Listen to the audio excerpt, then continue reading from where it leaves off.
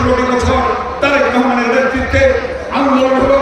আন্দোলনে আমার ভাই ইলিয়াস আলী চৌধুরী এবং সুমন সহ অনেকে গুম হলো, শত শত নেতা কর্মী শহীদ হলো এবং সর্বশেষ তারেক রহমান বললেন 4 বছর আগে দেশ যাবে কোন পথে? ফয়সালা হবে রাজপথে।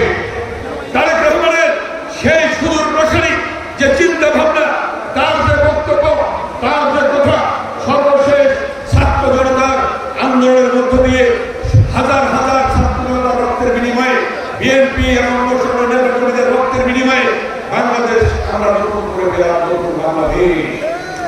এই যে যারা শহীদ হয়েছে, সেই ভোলার নুরে আলম, নারায়ণগঞ্জের যুবনেতা শাওন, ছাত্রনেতা নুরে আলম সহ শত শত বিএনপির নেতা কর্মী শহীদ হলো। সর্বশেষ শহীদ হলো আবু সাইদ। ছাত্র জনতার আন্দোলনে শহীদ হলো চট্টগ্রামের ওয়াসিম, শহীদ হলো এই তারানগরের সন্তান রিয়াজের বাবা আমার পাশে বসা আছে, এই যে বসা আছে। রিয়াজ শহীদ হলো ছাত্র আন্দোলনে। হাজার হাজার ছাত্র জনতাকে হত্যা করলো শেখ হাসিনার নির্দেশে।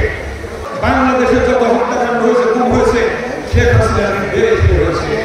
আজকে কি হলো?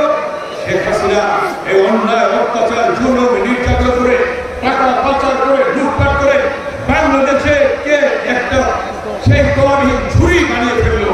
সেই বাংলাদেশকে আর মুক্তি দেবে না। সে পরনির্ভরশীল হয়ে সেই নতজানু পরিস্থিতি রাজনীতির মাধ্যমে ভারত যা বলতো তাই তিনি করতেন। এবং সর্বশেষ যখন আন্দোলন চূড়ান্ত পর্যায়ে তিনি বললেন শেখ মুজিবের মেয়ে পালায় না, বলছিলেন তিনি। একদিন পরে দেখলাম তিনি শুধু না, তার গোষ্ঠী সহ পালিয়ে গেল। পালিয়ে গিয়েছে। এখন আবার ওই ভারত থেকে উকি চুকি মারছে, বলছে তিনি নাকি আবার আসবে। শেখ হাসিনা 57 সেনা কর্মকর্তা হত্যার দায়ে, গণহত্যার দায়ে, ছাত্র জনতা হত্যার দায়ে, বিএনপি নেতা কর্মী হত্যার দায়ে, ইলিয়াস আলী গুম হওয়ার দায়ে শেখ হাসিনার কতবার যে ফাঁসি হবে তার হিসাব নিকাশ